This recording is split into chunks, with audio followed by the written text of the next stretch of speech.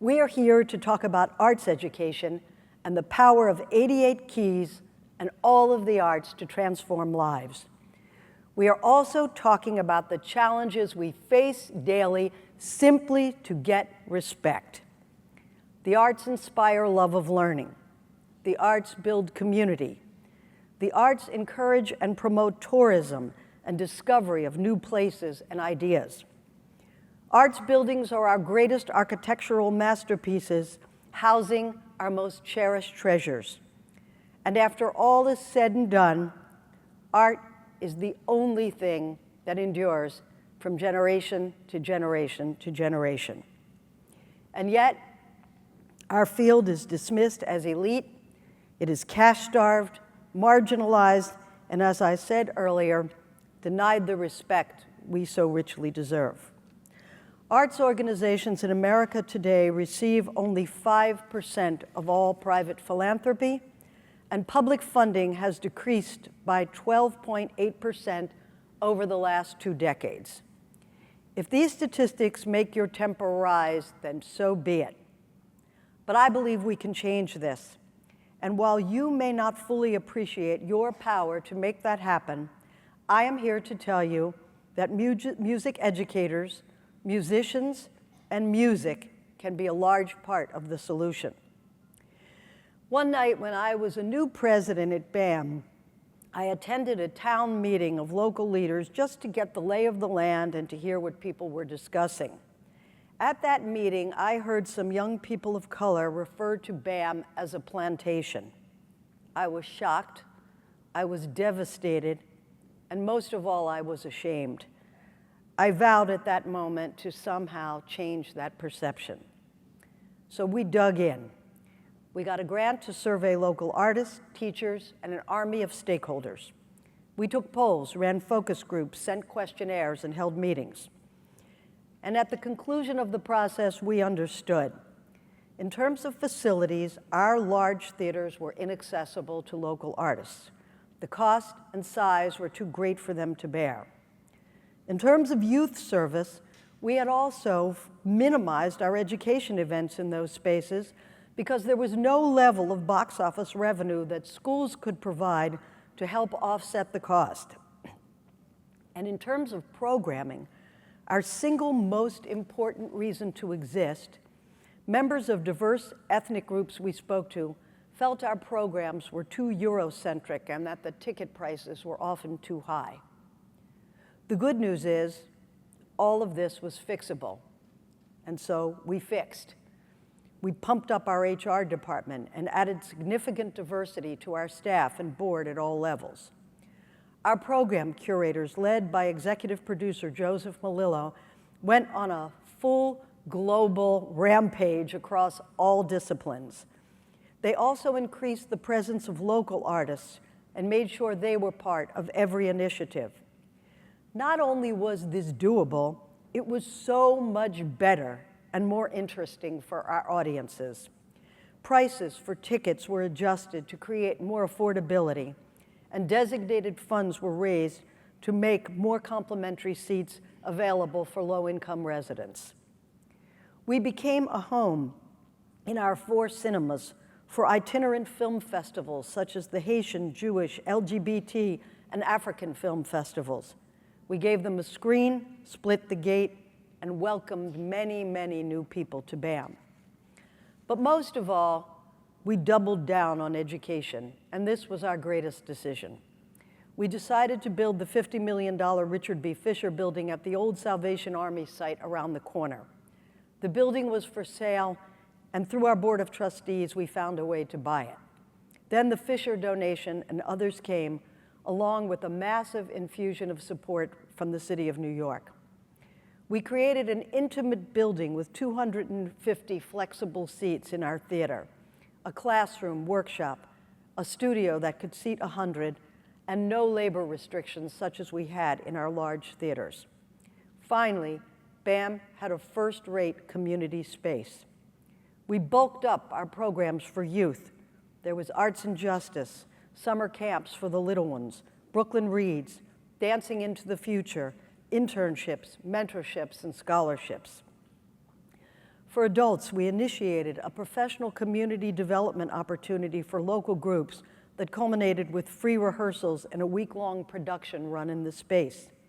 We created a 3-tier rental program: for-profit, not-for-profit, and Brooklyn not-for-profit. And in terms of programs, we were able to stage more intimate pieces, broadening and complementing our range of offerings. All tickets for Fisher shows were priced at $25. The Fisher Building changed the dynamic and attitude of the whole institution. Now youth programs are in place and have been expanded not just in Fisher, but everywhere. In the Rose Cinemas, we launched youth film programs in BAM Kids Film Festival. For the main stage, we started a Young Critics programs. And I don't have to tell you, these kids are tough critics. We sent them to review some of our main stage stuff, and they literally killed us. But when they loved it, we were thrilled. We launched long-term partnerships with organizations such as the Bedford-Stuyvesant Restoration Center for Dance Africa and the Museum of the Moving Image in Video Game Design. Here you'll see a picture of the Dance Africa Festival featuring the wonderful company Kutumba from Santiago de Cuba. The transition at BAM took years and continues today, but BAM is now a different place, a better place, and a vastly improved citizen of its neighborhood. We strive to be what every great organization should aim to be, an anchor for the well-being of its community and city. After my retirement from BAM, I had the opportunity to serve as a fellow at both the Andrew W. Mellon Foundation and with Sam Holland at SMU Data Arts. In this role, the anchor concept has become the focus of my post-retirement life. Let's define an anchor institution. These are enduring organizations that remain in their geographic places and play a vital role in their local communities and economies. Anchors generally include colleges, universities, hospitals, libraries, parks and recreation facilities, community foundations, and arts organizations. Others leave, anchors stay. And let's look at the anchor mission: to align core institutional purpose with values and place-based economic, human, and intellectual resources to better the welfare of the community in which the anchor resides. Let's take a look at a couple of these organizations to show you what they're about.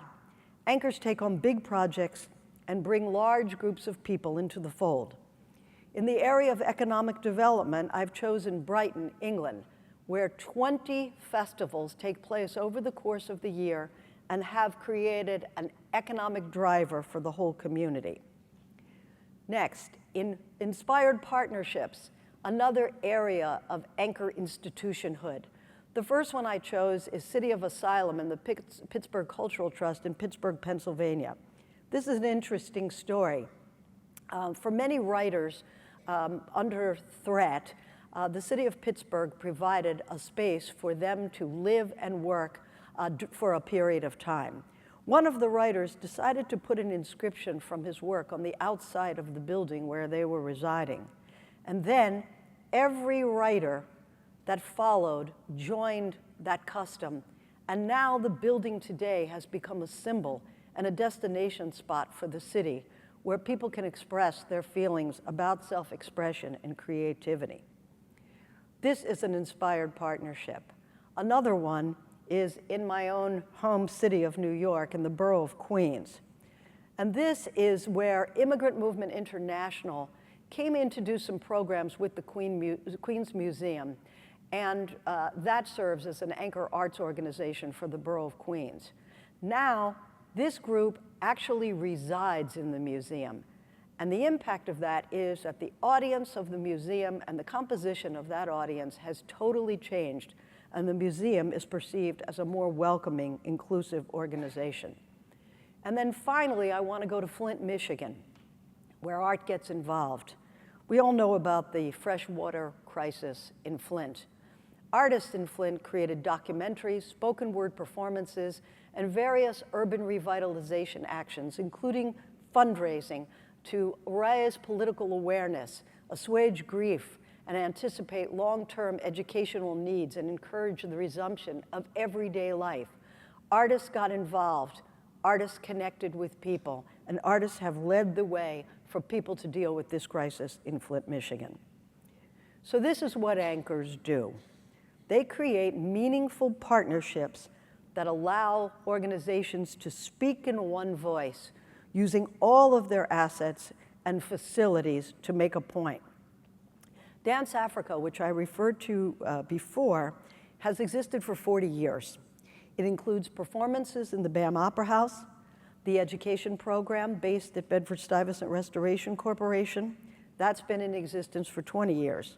It includes talks, African films in the BAM Rose cinemas, opening events nearby in Weeksville, a center housing the oldest freed slave community in America, master classes, and an outdoor Afrocentric bazaar with over 150 vendors. This is an example of an institution using all of its assets to make a point. Another project we did was called Muslim Voices, Arts and Ideas.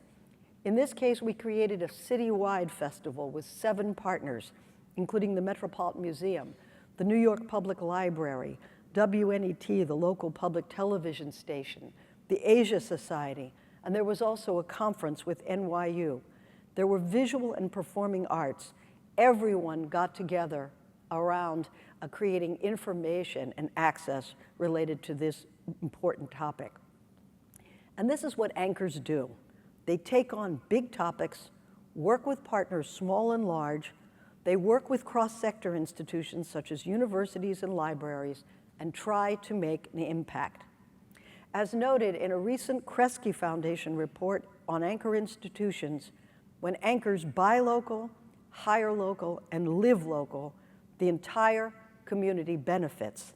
And when unique programs deliver destination status and visitors come, there is even a greater positive impact. Open the door and welcome everyone.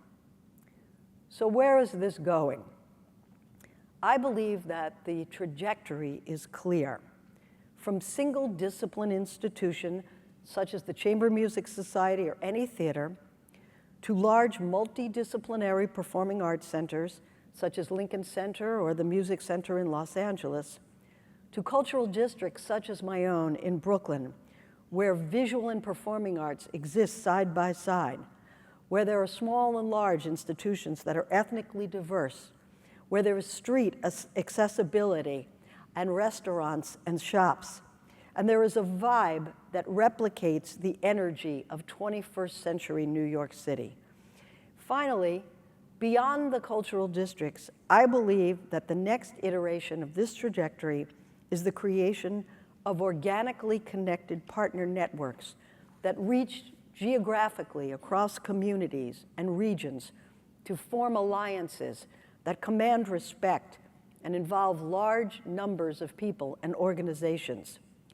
The firepower of these networks will be grounded in the history and storytelling, both positive and painful, of that particular neighborhood and its residents. The result will be better access and services for locals and destination status for visitors, all wrapped up in a mission-based strategy and program. This is a large vision, to be sure, but it begins with people and our quest as human beings for self-expression and creativity. It begins with 6-year-old Chase Feiner of Larchmont, New York, and 5-year-old Caroline Hopkins of Brooklyn, and 7-year-old Delonte Washington from Northeast DC, when they all sit down for their very first piano lesson.